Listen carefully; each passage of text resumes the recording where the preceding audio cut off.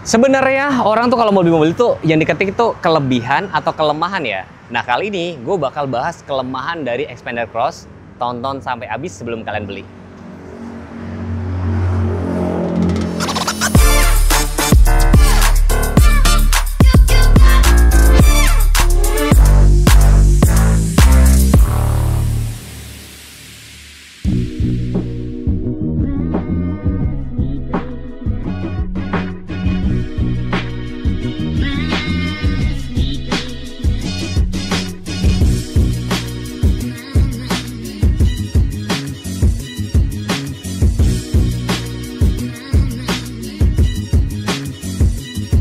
Video kali ini gue bakal bahas kelemahan dari Xpander Cross. Loh, Mas Teguh kok bahas kelemahan? Karena ada beberapa teman-teman tuh yang suka kasih usul. Gue coba deh lo bikin konten kelemahan. Kenapa?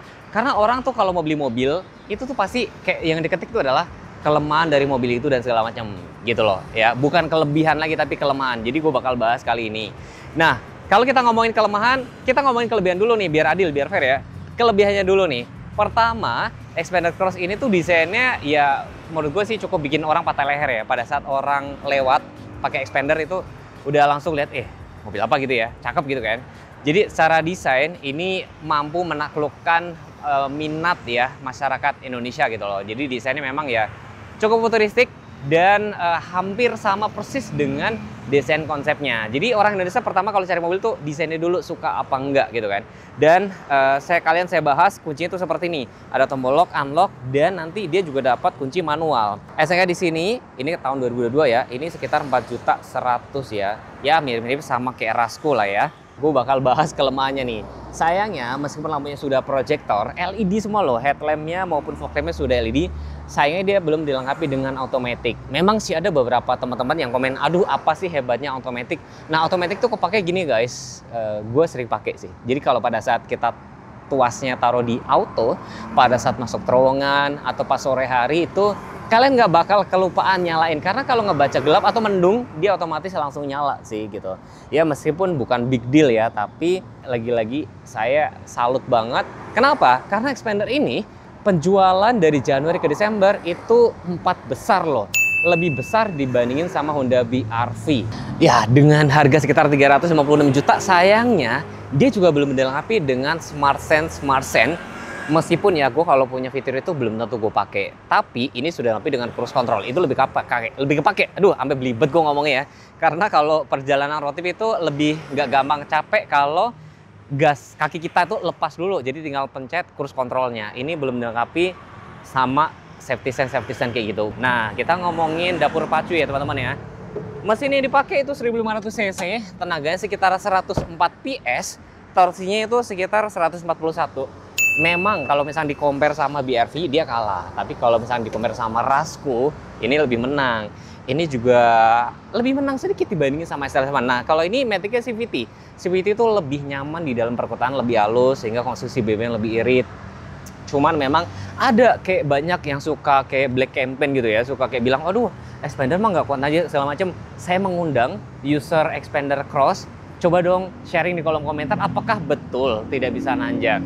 RDNTK cukup tinggi dan sudah dapat peredam mesin juga. Ini juga sudah dicat rapi kayak gini. Matic-nya CVT yang ngomong ya, jadi lebih halus di dalam perkotaan. Kenapa kalau misalnya ngomong kok dibikin CVT sih? Karena mungkin dari pabrikannya merasa jalan di Indonesia sudah semakin halus. Buktinya Avanza Veloz aja sekarang sudah beralih ke jadi penggerak roda depan, dan Matic jadi CVT dulu sering banget loh. Sales-salesnya suka ngeledekin Xpander.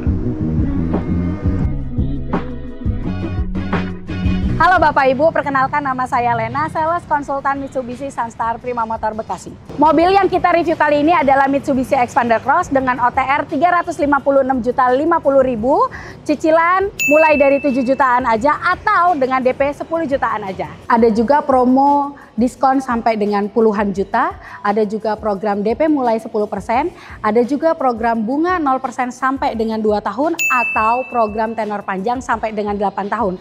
Bagi Bapak Ibu yang ingin tukar tambah, Lena akan memberikan spesial diskon. Jadi Bapak Ibu yang ingin melakukan pemesanan kendaraan, booking service atau test drive bisa hubungi Lena di nomor 0813 80 90 3536 atau datang langsung ke showroom janjian dengan Lena ya. Ditunggu, terima kasih.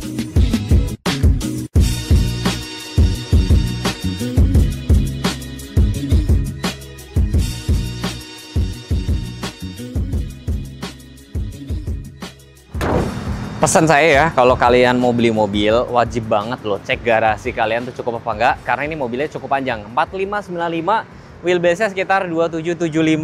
Seperti biasa saya sudah bawa meteran teman-teman ya. Dan desain sampingnya sini, ini bisa dibilang refreshment produk ya. Jadi dari Xpander Ultimate dirubah ke Cross, dapat tambahan ini. Berubah semua kan, tampak depan, samping nih dibikin set cladding, set skirt juga, set body molding. Ya kan, tangki BBM letaknya sebelah kiri itu bisa muat 45 liter, dan velgnya itu yang cakram cuma depan doang, belakang masih thermal biasa, profilnya 205 55 ringnya 17. Tapi yang beda ini sama Xpander Ultimate, dia sudah dilengkapi dengan Active Yaw Control.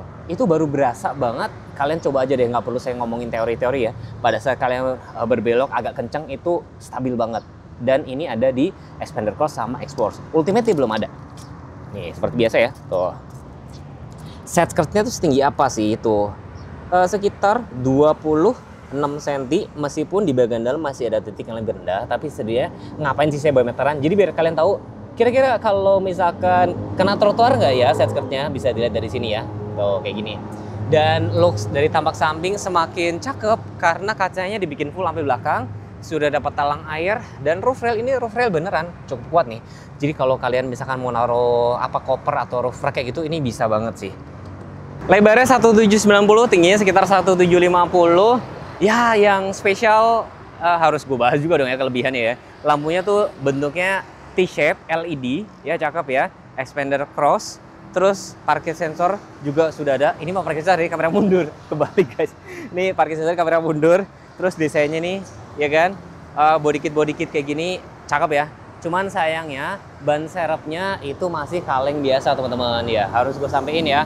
Mufflernya tekan sebelah kanan, tapi kok secara keseluruhan desain tampak depan, samping, belakang cukup ganteng. Antennanya juga shark fin, spoiler, helmet storm lamp, defogger juga sudah ada. Dan ini juga bisa dibuka pakai smart entry. Yang saya suka, baris ketiga itu bisa dilipat rata seperti ini tuh. Tuh.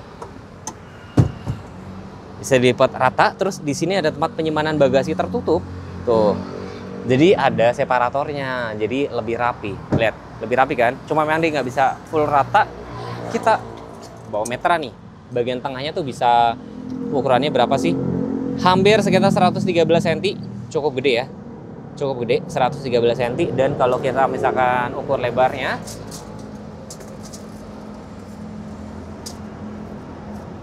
ini paling lebarnya hampir 108 cm. Dan kalau posisi ketinggiannya, bagian paling tengahnya ini sekitar hampir 89 cm ya. Tuh, biar teman-teman ada gambaran segede apa ruang dari bagasinya. Dan di sini ada tempat dongkrak-dongkrak. Tuh, tempat dongkrak, ada tempat power outlet juga, safety belt tentunya ada. Catatan gue sih cuman ini doang teman-teman nih kalau bagian sisi dalam ya. Jadi di sebelah sini adjusternya tuh agak repot teman-teman. Jadi beberapa mobil itu kan untuk sistem adjuster kan tinggal ini, tinggal mompa ke atas kan. Ini agak susah muter-muter tuh. Ini paling full tuh. Sedangkan tuh agak susah pada saat posisi pintu mobil tertutup kayak gini. Ini tangan gue agak susah nih. Bayangin kalau tangannya gede sih. Meskipun sebenarnya ini hal kecil sih, cuman buat kenyamanan aja sebenarnya gitu. Itu doang sih catatannya. Oke lah, nggak perlu dikasih jok elektrik segala macam. Mungkin suatu saat ini diperbaiki, saya yakin bisa gitu loh. Tapi yang saya suka di sini tuh berasa banget kalau kalian duduk tuh berasa lega banget. Ini berasa lega banget ya. Joknya juga sudah kulit. Nih, konsol juga sudah soft touch, termasuk dashboard ini sudah soft touch. Jadi kalau misalkan gue beli mobil ini ditanya, "Mas, kalau beli Xpander Cross diapain lagi?" Menurut gue nggak perlu diapa-apain lagi untuk bagian interior karena ini sudah rapi. Bahkan kalau kalian beli Xpander Ultimate aja, bagian door trim ini juga sudah dibikin soft touch gitu loh. Ini udah cukup oke sih. Dan ini ada sedikit pertanyaan saya menggelitik gitu loh. Xpander Cross ini kemarin-kemarin kan highlightnya adalah dia mau pakai setirnya si Pajero. Iya dong, nih lihat kan, cakep kan. Tapi kalau nggak salah, aku agak lupa ini. Pajero yang varian 4x4 itu setirnya malah pakai punya X-Force gitu loh. Tapi gue pribadi, ya ini suka-suka aja gitu loh. Tombolnya cukup banyak, cukup rame gitu kan. Rame, dan yang saya suka ini juga sudah ada cruise control. Jadi kayak gue kan suka road trip ya. Menurut gue, cruise control tuh lebih kepake dibandingin yang smart sense kayak gitu. Karena kalau pada saat kita berkendara tuh kadang-kadang bukan kaki kiri doang yang pegel, kaki kanan juga sih gitu loh. Sharing banget kalau misalkan kalian fitur apa yang kalian suka di Xpander Cross. Ya meskipun masih pakai kabel tapi sudah dilengkapi dengan Android Auto. Ini cukup kepake banget, terutama buat kalian yang suka nyasar kayak gue kemana-mana tuh selalu nyalain Maps gitu loh Android Auto. Bukan karena gue nggak tahu jalan, jadi pada saat kayak gue bikin janji sama orang tuh nanti tahu nih estimasi kira-kira tuh tiba di rumah tuh jam berapa. Tuh kayak gini. Jadi kalau kita janji sama orang tuh enak. Ini sudah ada ya kan. Tuh. Terus menunya kalian bisa lihat sama dengerin Maps juga bisa. Dengerin Maps lagi, dengerin Spotify gitu maksudnya. Dengerin Spotify tuh. Menunya cukup banyak tuh ya kan. Ada bisa main game juga, WhatsApp. Ini WA tuh dibacain doang gitu loh. Ini menurut gue cukup banget gitu loh.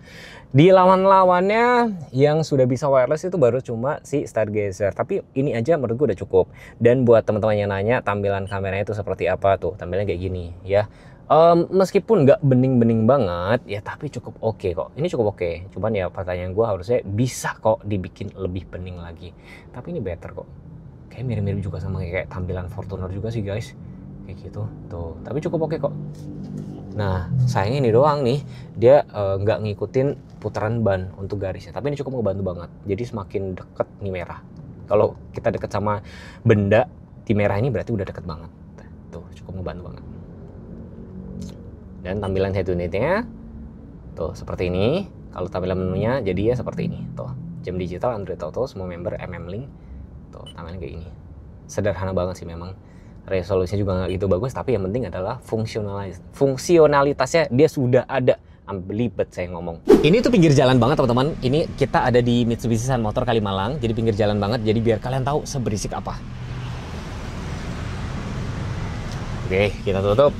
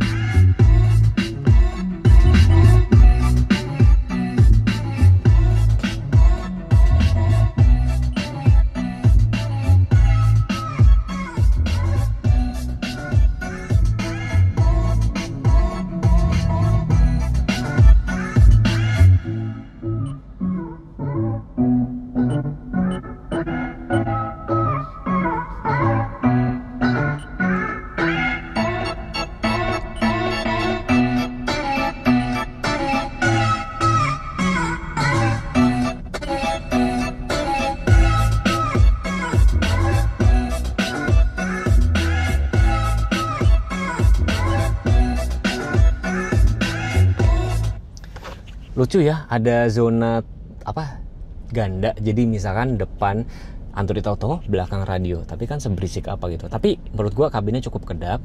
Speakernya memang belum bos-bos juga, tapi sudah cukup oke sih saya bisa bilang sih. Dan gue yakin ini pasti lebih kedap dibandingin ras gue. Nah, salah satu kelemahan yang saya bisa bilang adalah di sini belum dilengkapi dengan automatic AC gitu loh. Kenapa?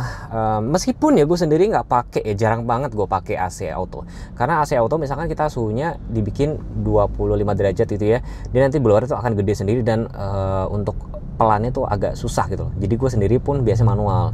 Sehingga di sini tuh tampilan AC nggak ada kayak suhu, dia cuma gini doang. Tapi dia sudah dilengkapi dengan mode semburan cukup lengkap nih, atas bawah ya kan cukup lengkap. Tapi kayak defogger depannya belum ada, tapi defogger belakang dia sudah ada. Tapi kalau kalian misalnya lagi merasa kepanasan banget, kalian bisa pencet max cool aja sih kayak gini tuh. Tapi saya yakin ya nanti next ke depannya kalau misalkan si Xpander ini dibikin tambahan fitur-fitur kayak gitu sih pasti bakalan makin jos aja. Dan kelebihannya lagi, dia sudah dilengkapi dengan wireless charger teman-teman. Coba kita tes ya, ngecas nggak ya ini, muat nggak ya handphone gue? Kegedean guys, ini kegedean. Gue pakai ini 14 Pro Max. Meskipun gue secara pribadi tidak dianjurkan atau tidak menganjurkan untuk ngecas handphone itu di mobil. Lebih baik itu kalian berhenti di rest area, di tempat makan, numpang cas aja, itu kayak lebih efektif sih. Tapi ya nice to have aja gitu loh. Matic-nya di sini ada P, R, N, D, langsung L, nggak ada kayak 32L karena di sini kayak ada mode sequential di sebelah sini atau mode sport gitu loh. Di sini S. Kalau misalkan kalian make buat nyalip atau buat turunan, itu pencet gini aja. Jadi kayak overdrive gitu loh. Ini tuas shift lock ya. Jadi pakai anak kunci, nanti tinggal colok gini aja. Jadi di sini tuh ada anak kunci. Kalian kalau mau shift lock kayak gini. Kalau misalkan mau parkir paralel, udah tahu dong. Masa nggak tahu? Kalau nggak tahu komen. Nanti saya buatin video shortnya. Dan biar nggak gampang kalian capek, di sini sudah sampai dengan auto hold dan electric parking brake gitu loh. Jadi biar nggak capek di kemacetan dan anti mundur pada saat ditanjakan maupun turunan gitu loh ya kan. Terus uniknya pada saat memang ya dia belum auto release. Pada saat pindah nih dari P ke D, dia belum auto release, harus dipencet manual kayak gini. Tapi kalau misalkan kalian habis dari D pindahin ke P, dia sudah rem tangannya langsung otomatis nyala. Jadi praktis, menghindari apa? Menghindari kalian tuh lupa injak atau pencet rem tangan. Di sini ada tempat cup holder dan tentunya ada konsol. Unik ya, di sini kayak ada tempat penyimpanan terbuka buat taruh apa, misalnya buat taruh kayak gini yang lebih mudah dijangkau. Kadang-kadang kan kita males ya, kalau apa-apa harus buka glove box kayak gini. Ini udah ada dan semakin terlihat estetik, elegan, mewah karena di sini sudah dibikin soft touch seperti itu. Nih, saya mention, ini adalah tampilan dari setirnya punya Pajero, ya kan?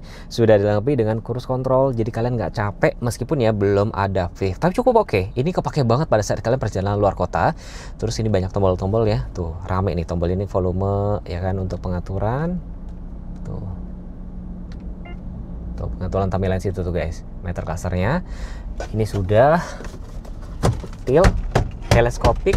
Cuman sayangnya yang jadi catatan adalah airbagnya cuma ada 2 nih, jadi di pengemudi sama penumpang depan. Ya pasti gue tunggu nanti kalau Mitsubishi Xpander melakukan facelift, airbagnya ya minimal dikasih 6 lah ya, mungkin next time. Tuas, wiper maupun lampu belum ada otomatis. Sebelah kanan ada engine start. Ya ini juga jadi kelebihan dia ya, karena meter class saya sudah digital semua teman-teman tuh tampilannya. Kalau kalian nggak suka tampilan kayak gini, kalian pilih-pilih aja tuh. Mau tampilannya kayak gimana? Tuh, kalian mau suka tipe 1 atau tipe 2 tuh, berubah semua tuh. Informasi cukup lengkap. Di sini kecepatannya berapa, guys? Oke, kita cek dulu tampilannya. Jadi yang pertama aja tuh berubah. Kecepatannya maksimum 200 ya. 200 berapa tuh kira-kira? 220 ya kalau ngelihat ini ya, 220. Sebelah kanan tuh indikator BBM, sebelah kiri indikator suhu. Ada suhu di luar juga seperti apa, kayak gini sih tampilannya. Dan menunya juga kalian bisa lihat nih, ada sub unit kecepatan, efek suara tanda belok, tuh unitnya kalian bisa rubah. Dan ini kalian bisa geser-geser. Bantuan Eco Drive, trip A, trip B, tuh ada informasi-informasi kayak gini. Sederhana sih, meskipun tampilannya digital, tapi cukup sederhana, menunya nggak banyak di sini. Ya salah satu catatan kecil aja, kenapa Sennheiser di sini nggak dikasih kaca? Kacanya cuma sebelah kiri. Mungkin dianggapnya adalah yang suka ngaca tuh kan cewek-cewek ya.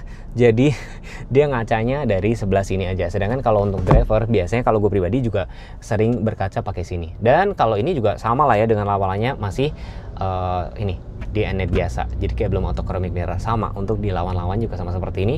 Dan mungkin kalau ada beberapa teman-teman yang kayak misalnya suka komplain gitu ya, Mas pilar A-nya gede banget. Tenang aja teman-teman. Jadi Mitsubishi ini pintar. Jadi spionnya itu dimundurin, di sini masih ada kaca kecil, jadi buat kalian ngebantu visibilitas ya.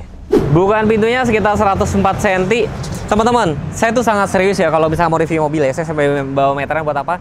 Jadi kalian tuh biar tahu segede apa, senyaman apa, kalian bakal kepake apa nggak, kayak gitu. Terus di sini kayak ada celok. Jadi kalau dipencet ke dalam, nih contoh ya, itu nggak bisa dibuka dari dalam tuh, nggak bisa dibuka. Bisa dibuka dari luar. Tuh, jadi biar anak-anak tuh nggak sembarangan keluar masuk gitu loh. Ini bagus, sudah soft touch. Ini motif-motif karbon, tempat cup holder ya ada 3. Ini mobil keluarga banget, tempat penyimpanan terbuka. Ini banyak nih seat belt pocket 1, 2, 3. Sebelah sini juga. Ini ada port USB Type C. Dan salah satu kelemahan yang saya mau bahas adalah baris kedua tengahnya ini tidak ada headrest gitu loh. Tuh, tapi di sini bisa beralih fungsi jadi armrest. Kenapa? Menurut gue ya, duduk di baris kedua di sini agak kurang nyaman. Even ini rata ya, tapi kayak agak kurang nyaman. Menurut gue ya idealnya mobil ini cuma dimuatin 1, 2, 3, 4, 5, 6 orang aja menurut gue ya. Tapi terserah kalau misalkan ada anak kecil ya nggak apa-apa. Karena anggapannya yang duduk di baris ke sini mungkin anak kecil. Kalau anak kecil kan pas lah ya segini. Dan ini tempat cup holder juga, kalian bisa lihat ada tempat. Ini armrestnya maksudnya. Armrestnya tuh ada tempat cup holder. Ini ada Isofix cantolan baby car seat. Anak-anak nggak boleh duduk di depan ya, sebaiknya di sini. Ini AC-nya juga sudah double blower. Dingin dong. Ada hand grip kiri dan kanan. Dan kalau misalkan untuk masuk ke baris ketiga, oh ya, saya lupa ya. Ini bisa di adjust ini, bisa di maju mundurin juga. Ini paling mentok, paling belakang. Coba kita bikin paling ini, paling depan deh, paling depan. Ini masih ada ya. Ini tempat posisi menyetir saya dan masuknya cukup gampang. Oh, nih. Nah, ada safety beltnya di sebelah sini. Jadi kalau misalkan buat safety ya pakai safety belt aja. Tempat cup holder dan power outlet. Nah, menurut gue mobil ini lebih pas di compare sama BRV karena harganya kan hampir setara. Tapi kalau misalkan ini sama Rush ya sebenarnya nggak lawan. Rush itu lebih bisa di compare sama Terios karena benar-benar yang memang dia sisa-sisa RWD. Jadi ini saingannya adalah SL7 sama BRV sama Stargazer X gitu loh. Kalian kira-kira ada yang mau nambahin kekurangan kelebihannya, monggo komen di kolom komentar.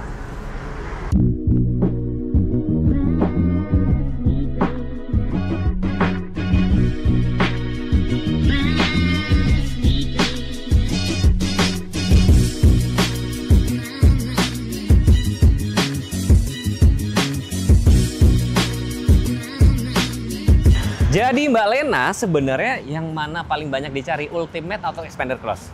Sebenarnya tergantung customer. Jadi kalau misalnya customernya itu tidak terlalu pengen banyak modifikasi, bisa pilih Expander Cross. Karena Expander Cross itu joknya udah kulit, Mas.